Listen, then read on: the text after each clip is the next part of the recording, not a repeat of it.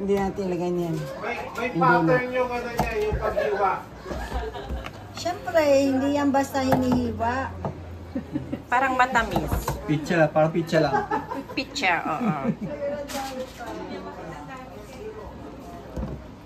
Hindi, mamamaya. Maraming kamay.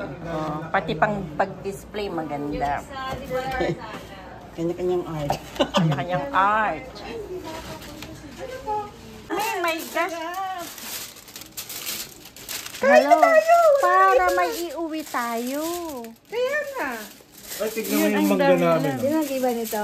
Ang ganda naman. Ayaw niya. Lagyan niyo naman. Lagyan niyo ng service po. Kanya-kanyang kamay na. Oo, bakit ba? Tayo lang.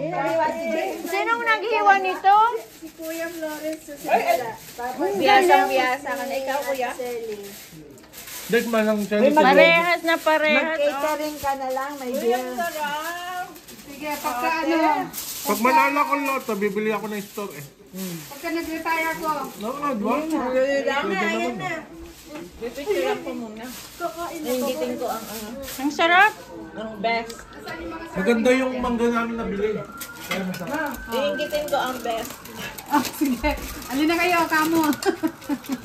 Ganon. Ngayon lang. Yum! Kaya puro kayo salbahe.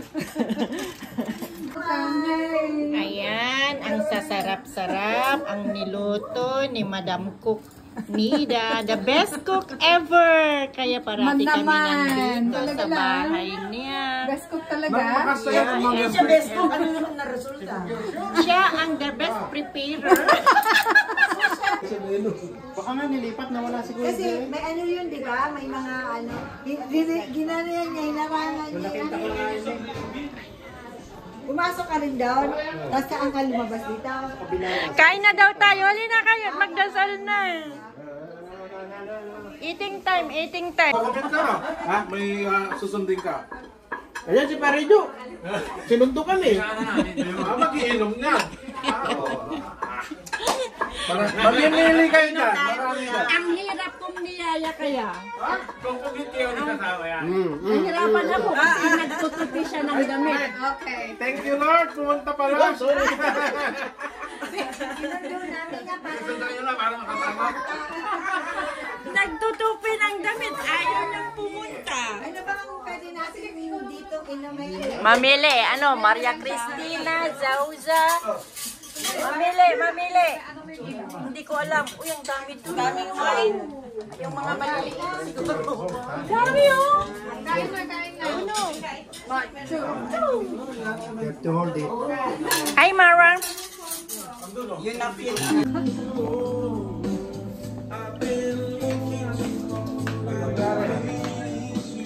Oh, sweetheart, how are you? Nakailang baso ka na? Very good. Parang konti. 1/4 lang yung bote eh. Hindi, kalahati lang yung binigay ko sa kanila.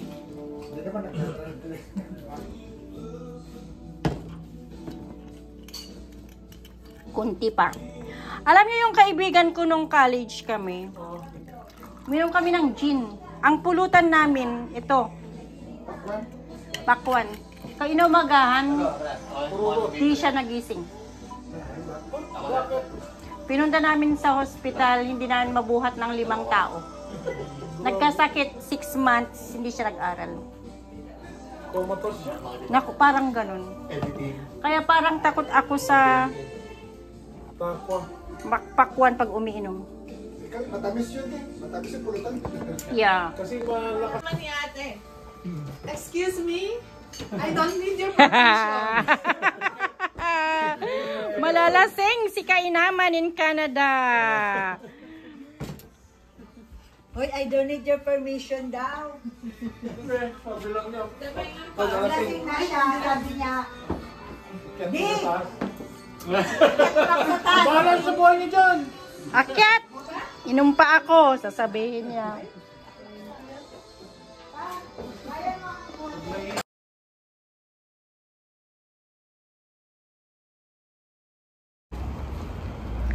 Magandang umaga sa ating lahat. Ngayon ay Canada Day.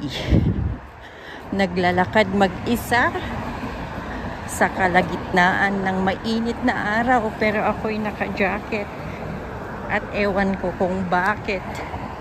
Anyways, happy Canada Day everyone. I'm along Eglinton at ako'y pauwi na sa aking bahay. Nakachinelas na naka-jacket. Hindi ko rin maintindihan kung bakit. But anyhow, ang gaganda tong mga damit. Buti na lang Canada Day. Kasi kung hindi Canada Day, baka ako'y napasok na sa isang bilihan dito. Pero close sila. Kaya may isi-save ang aking pera. Dumaan lang ako sa aking anak sa kanyang store. Hindi niya store, sa kanyang pinagtatrabahuan.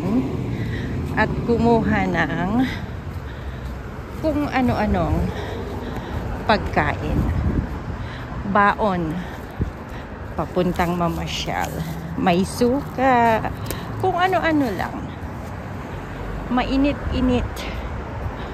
Kanina kasi galing ako sa bahay ng alas 10:30. Malamig. Ngayon ang init na. And the sky is so blue. Ang ganda-ganda. Malapit na ako sa subway. Nilakad ko lang. Kasi sayang din yung pamasahe ko. Hindi sayang. Sayang kung hindi ako mag-walk ngayon. Kaya walking is the best exercise. Ang ingay naman nung nakamotor na yun. Malapit na ako sa subway and then mag-train going sa aking bahay. 15 minutes lang ang train. So ito yung bagong subway na ginagawa pa lang. Hopefully mag-open soon. Hindi ko alam kung kailan. Ang tagal-tagal na. O ayan yung bus na aking sasakyan sana. Kaya lang bagal-bagal niyang dumating. Kaya nag-walk na lang ako. Ay, sobrang daldal ko na naman. Oh, Canada, our own native land. Alam niyo, ang tagal ko na dito sa Canada. Hindi ko ma-memorize ang Oh, Canada. Back off. Pag gano'n, mag-back off, baka masagasahan ako. Masagasahan. Buti pag mga tao may car. Ako, walkathon lang.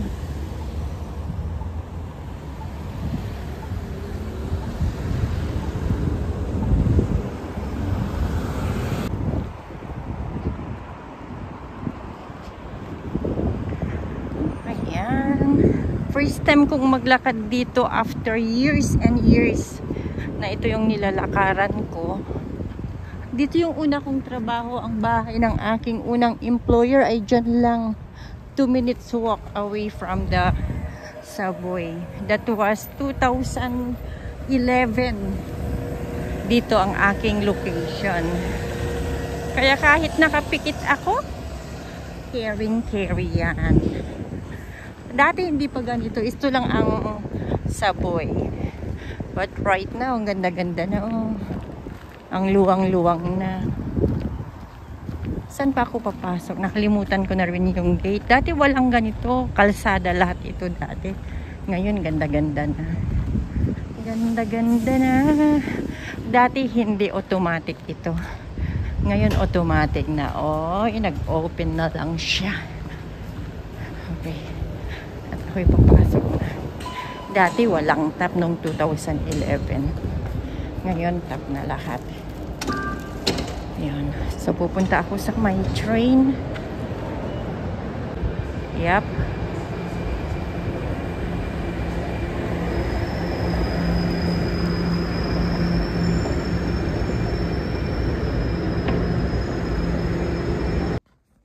Ayan, I'm home. Ready ng aking babaunin.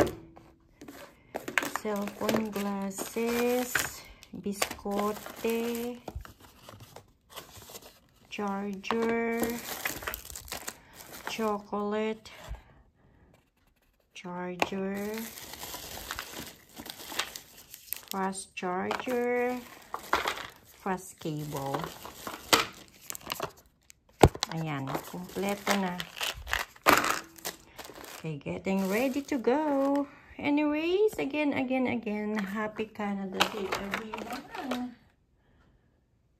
Enjoy your Canada Day. Okay, happy Canada Day. Hope you had a good one. Enjoy at ingat sa mga inyong pupuntahan. Another one. Pang second day, kukunin ko ulit. Kasi baka masisira lang. Aalis ako ngayong araw na to. Canada Day. Ay, shoot!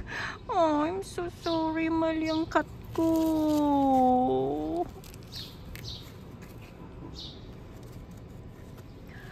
Baka masisira lang kung hindi ko kukunin ang flower.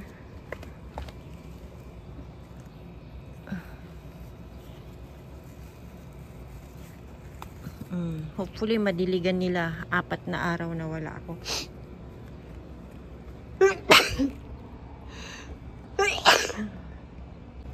Mainit-init. Anyways, thank you again for watching and see you again next time. Happy Canada Day! Bye-bye!